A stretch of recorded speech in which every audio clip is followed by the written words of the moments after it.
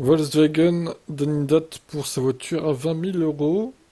Alors, selon Oliver Blume, le PDG de la marque, le constructeur pourra sortir une voiture électrique à 20 000 euros durant cette décennie. Les prévisions concernant la bascule entre le prix de l'électrique et du thermique continuent de varier. Initialement, il se disait que les voitures électriques seraient moins chères dès 2027. Plus récemment, cette date a évolué. 2030 est parfois citée. Selon Bloom, c'est au niveau des prix des batteries que se fera la différence.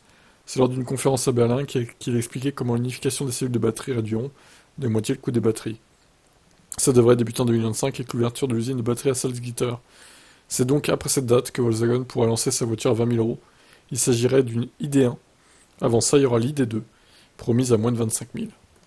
Le constructeur veut donc réduire les prix de ses voitures électriques, mais sait que ce n'est pas l'unique problème. Selon Bloom, c'est aussi la recharge qui doit évoluer pour aider les gens à se lancer. Ça passe par les infrastructures, mais aussi par l'autonomie et par des temps de charge plus réduits. Nous avons la responsabilité de mettre sur le marché des bons produits au bon prix.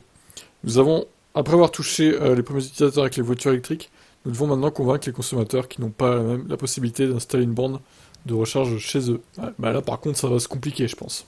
Il faudrait des bornes partout, mais c'est loin d'être fait, hein. C'est un projet énorme, quoi, hein.